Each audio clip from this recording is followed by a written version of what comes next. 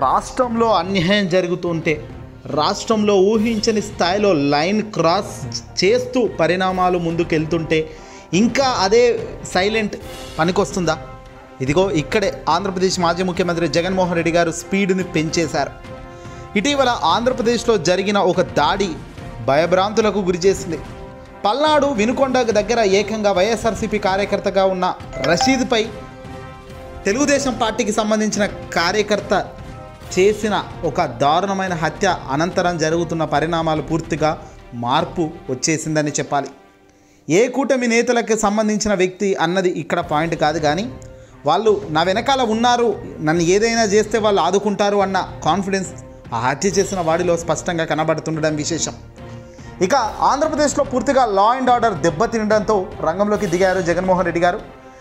వాస్తవానికి జగన్మోహన్ రెడ్డి గారు ఇప్పటికిప్పుడు ఫుల్ ఫ్లెడ్జ్డ్గా యాక్టివ్గా అయి కూటమిని ప్రశ్నించాలి అని అయితే వాళ్ళు అనుకోలేదు. వాస్తవం చెప్పాలంటే కాస్త సమయం ఇద్దాం, కొత్త ప్రభుత్వం కాబట్టి కాస్త కూస్తో సమయం పడుతుంది, కానీ ఒక 6 నెలలో లేదంటే డిసెంబర్ నెల నుంచి యుద్ధం స్టార్ట్ చేద్దాం, వీళ్ళపై ప్రశ్నల దాడికి పోదాం అనుకున్నారు.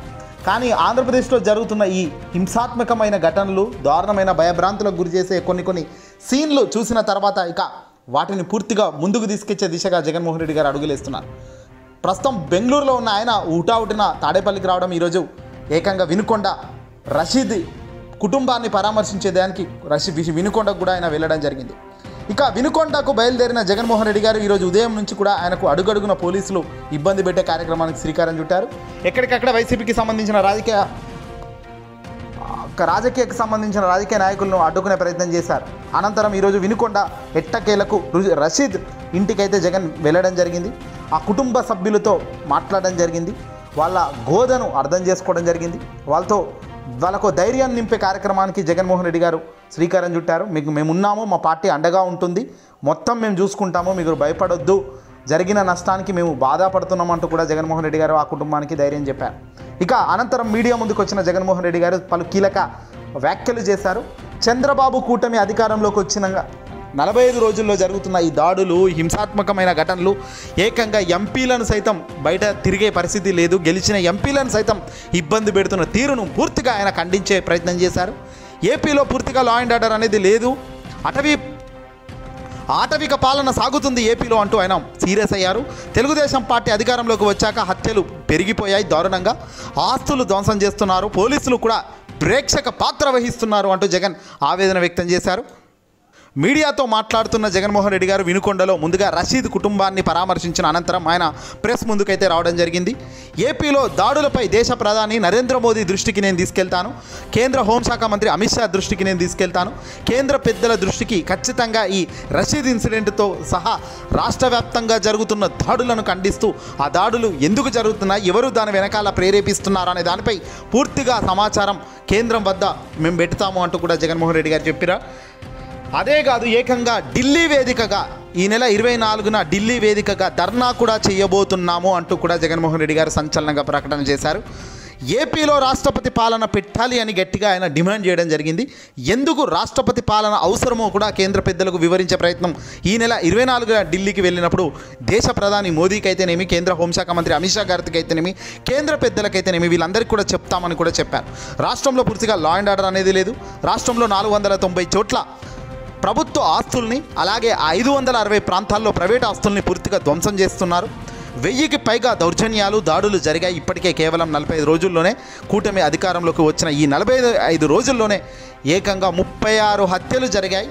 తెలుగుదేశం పార్టీ వేధింపుల్లో ఏకంగా 35 మంది ఆత్మహత్య చేసుకున్నారు అంటూ కూడా జగన్ ప్రెస్ మీట్ ముందుగా చెప్పుకొచ్చారు.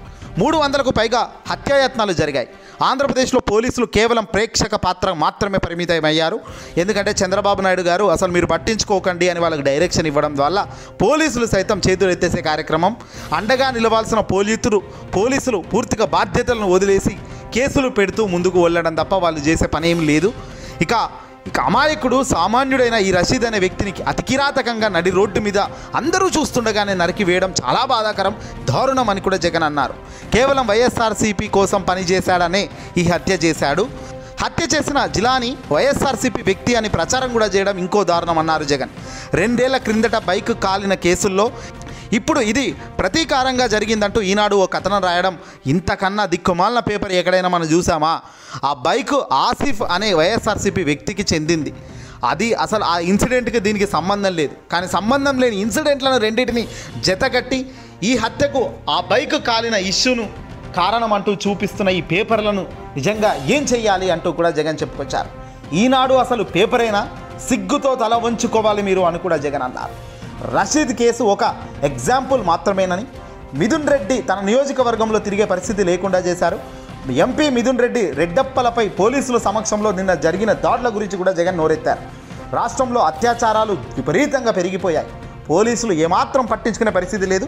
పూర్తిగా చంద్రబాబు డైరెక్షన్లో జరుగుతున్న ఈ దారుణాలకు అన్నిటికీ కూడా కూటమి నేతలు, కూటమి ప్రభుత్వమే కారణం అంటూ కూడా జగన్ చెప్పుకొచ్చారు.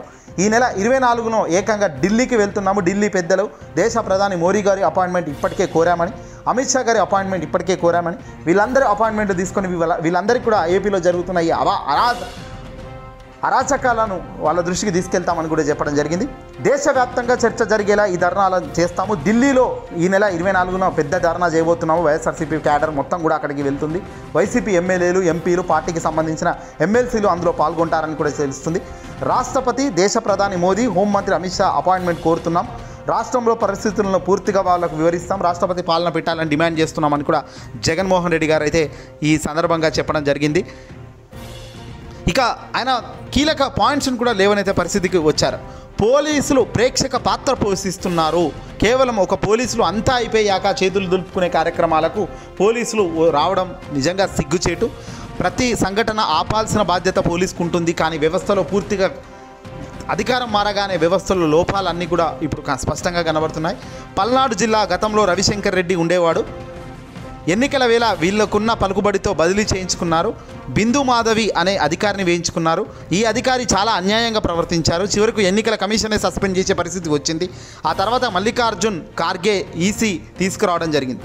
తర్వాత ఈమెను కూడా పంపించేశారు. ఇక తర్వాత మళ్ళీ పార్టీకి మద్దతు పలికే వ్యక్తి, కూటమికి అనుకూలంగా ఉన్న ఎస్పీని ఇక్కడికి తెచ్చుకున్నారు. ఈ కొత్త ఎస్పీ వచ్చిన కేవలం 2 రోజులకే రషీద్ హత్య జరగడం గమనార్హం అంటూ జగన్ చెప్పుకొచ్చారు. అంటే తెలుగుదేశం పార్టీ ఓ కుట్రపూరితమైన చర్యలకు దారితీస్తుంది. ఎంత చేసినా మా వాడు వెనకాల ఉన్నారు, కూటమి వాళ్ళు మా వాళ్ళు అధికారంలోకి ఉన్నారు, మిమ్మల్ని చంపేస్తామంటూ కూడా రషీద్ మర్డర్లో లైవ్లో ఉన్న దృశ్యాలలో ఒక వ్యక్తి అక్కడ లైవ్ విట్నెస్ చెప్తున్న మాటలు వింటుంటే ఆశ్చర్యం కలుగుతుంది. ఒక్కరు కాదు 5గురిని చంపుతాం, వైసీపీ వాళ్ళని చంపడమే మా ఎజెండా అంటూ ఆ చంపే వ్యక్తి కూడా అరుస్తూ మాట్లాడుతున్న దృశ్యాలు, మా వెనకాల టీడీపీ కూటమి ఉంది అంటూ కూడా ఆయన చేసిన మాటలు ఇప్పుడు నిజంగా హాస్యాస్పదం. ఏంది ఇది, ఎక్కడికి పోతుంది? ఇదే ఒక అధికారం మారినంత మాత్రాన ఏదైనా చేయొచ్చా, ఎంత చంపుకుంటూ పోతారా అంటూ కూడా ఇప్పుడు అంతా ఆగ్రహం వ్యక్తం చేస్తున్నారు. ఇక ఇక్కడే ఇదే సందర్భంలో చంద్రబాబు కొత్త ప్రభుత్వం కూటమిపై ప్రశ్నల వర్షం కురిపించారు జగన్మోహన్ రెడ్డి గారు. గత ప్రభుత్వంలో ప్రతి త్రైమాసికానికి విద్యా దీవెన అందించే వాళ్ళం. జనవరి నెల, ఫిబ్రవరి నెల, మార్చి నెలల ట్రైమాసికానికి ఇప్పటి వరకు ఇవ్వలేదు. ఆ తర్వాత కూడా ఏప్రిల్, జూన్ ట్రైమాసికం వచ్చేసింది, కానీ ఇప్పటిదాకా ఊసే లేదు. ప్రతి ఏప్రిల్లో వసతి దీవెన ఇచ్చేవాళ్ళం, కానీ దాని ఊసు కూటమి నేతలు మాట్లాడడం లేదు. మేము ఉంటే ఇప్పటికే రైతు భరోసా వచ్చి ఉండేది. అమ్మఒడి డబ్బులు ఇవాల్టికే తలుపులు తట్టి ఉండేవి. ప్రతి జూన్లో అమ్మఒడి కింద తల్లులకు తోడుగా నిలిచేవాళ్ళం. మహిళలకు సంబంధించిన 0 వడ్డీ డబ్బు కూడా ఇవాల్టికి వచ్చి ఉండేది. మత్స్యకార భరోసా నిధి ఇప్పటికే వచ్చి ఉండేది. ఇంట్లో ఎంతమంది బడికి వెళ్తే అంతమందికి డబ్బులు ఇస్తానన్న చంద్రబాబు మాటలు ఏ స్థాయిలో తిప్పికొడుతున్నాడో ఆలోచించాలి. ఎన్నికలకు ముందేమో ప్రతి ఇంటికి వచ్చి ఈ బడికి ఎంతమంది వెళ్తే అంతమందికి 15,000 తల్లి ఖాతాలకు ఇస్తాము అని చెప్పిన చంద్రబాబు ఇప్పుడు కేవలం జీవోలను మార్చేసి అక్కడ చేతులు ఎత్తేసే కార్యక్రమం. ప్రతి ఇంట్లో ప్రతి అక్కజెల్లెమ్మలకు నెలకు 15,000 ఇస్తానన్నారు. వీళ్ళంతా ఇప్పుడు ఏం చేస్తున్నారు అని చంద్రబాబును అడిగారు జగన్.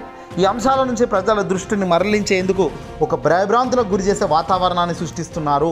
ఎవరూ ప్రశ్నించకూడదు, ప్రశ్నిస్తే చంపేస్తామనేటట్టుగా ఒక భయాందోళనక వాతావరణాన్ని సృష్టించడమే వీళ్ళ ఎజెండాగా కనబడుతుంది.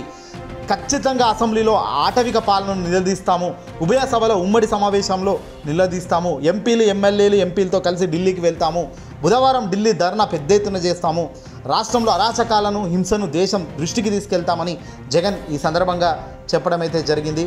శాంతి భద్రతలు తొలగిన చోట ఎప్పుడు కూడా పెట్టుబడులు రావు. మరి కేవలం 45 రోజుల్లోనే అధికారం మారిన వెంటనే జరుగుతున్న ఈ అరాచక శక్తుల పాలన నిజంగా అతి త్వరలోనే అంతం కలగాలని ఆ దేవుని ప్రార్థిస్తున్నానంటూ కూడా జగన్మోహన్ రెడ్డి గారు చెప్పుకొచ్చారు. ఏదేమైనప్పటికీ కూడా టీడీపీకి ఓటు వేసి తప్పు చేశాము అన్న ఆలోచనలో ప్రజానికం పడ్డరా అంటే ఖచ్చితంగా ఇవన్నీ చూస్తుంటే ఆలోచన మొదలయ్యింది. ఇంకా ఇలాంటి ఘటనలు ముందు జరిగితే మాత్రం ఇది పూర్తి మైనస్ అవుతుంది. కూటమిని అతి తొందరలోనే తిప్పికొట్టే పరిస్థితి ప్రభావం కూడా ప్రజల నుంచి మొదలవుతుంది అనడంలో సందేహం లేదు.